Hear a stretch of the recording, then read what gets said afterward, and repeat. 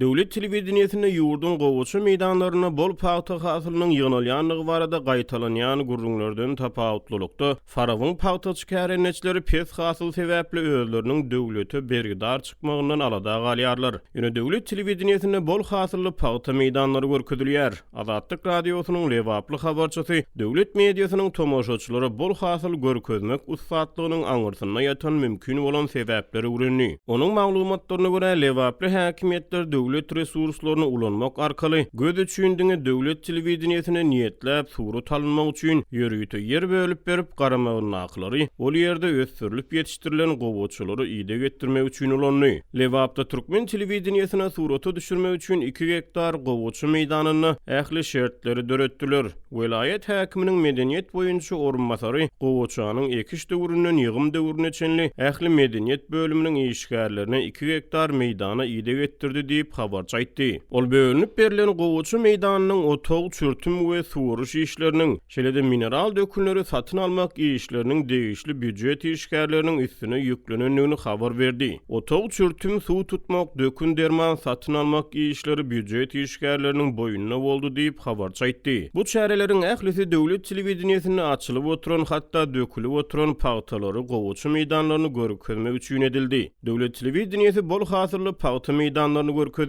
Efire berilýän gepleşiklerde gowuçy meýdanlaryny oba hojalyk işçileri bilen duşuşyk geçirýän medeniýet sunugy işgärleri, aýdymçylar görkezilýär. Video reportajlardan ma'lum bolşuna görä medeniýet we sunugy işgärleri günortan ara kesmede aýdym saat çykyşlary bilen bir hatarda paýtaçylary prezident Gurbanuly Berdimuhammedowyň Türkmeniň döwletlilik ýöreligi satly kitabynyň bölekleri daýhanlaryň dikkatyna ýetirýärler. Döwlet telewizionyasynda görkezilýän gowuçy meýdanlaryna bir tarapda dökülip oturan paýtalar beýlek tarapdan paýtaçylaryň ýa-da kombaynçylaryň öňüne aýdym saat ýerine ýetirip şuwelen geçirýän medeniýet işgärleri. Paýta ýygýan lähen kombaynlar prezidentiň kitabyny okuýan görnüşde suraty düşürilen adamlar hemde sünnälenip timarlanan paýta harmanlary görkezilýär. Ýöne howpsuzlyk ýagdaýlary sebäpli efirde atsy çykyş etmegi saýlap bolýan faraply kärenetçiler Azatlyk radiosynyň habarçysy bilen gurrun döşlükde şu günler özleriniň pes paýta hasylyndan çykalgy gözleýänliklerini gurrun berdiler.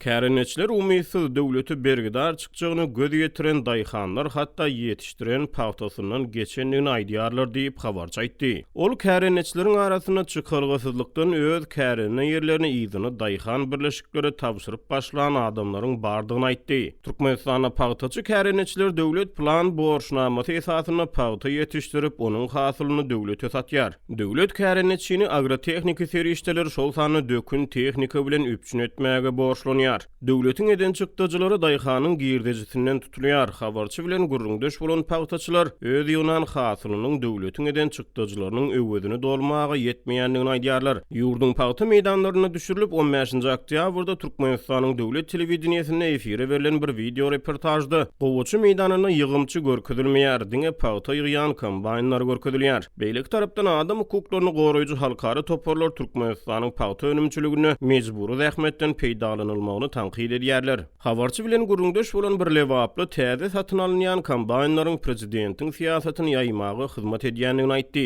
Döwlet telewizionyasy paýta hasylynyň ýokary ruhy belentlikde ýygnalýanlygyny öňe sürýär. Lewap welaýetinde medeniýet işgärleriniň üstüne ýüklenen gowuçy meýdanlary habarçynyň tassyklamagyna görä döwlet telewizionyasynda bol hasyrly paýta görkezmäge niýetlenendir. Ählisi türkmen telewizionyasynda 3 minutluk reportaj üçin gowy açylyp oturan paýtalary görkezmek üçin hereket edýär. Ulu çäre geçirip hakyky durmuşda başga ýagdaý diýip habarçy aýtdy. Bir tonna paýtanyň döwlet satyn alyş narhy 1500 manat diýip habarçy maglumat berdi. Ol keskitlenen ýerden döwlete 2 tonna 200 kilogram paýta tapşyran kärenetçi daýhanyň hasylynyň 1 tonna 200 kilogramynyň döwletiň eden çykdyjylar üçin tutulýanlygyny, 2,12 tonna paýtadan 1 tonna paýtanyň pulunyň 1500 manadyň daýhana berilýändigini aýtdy.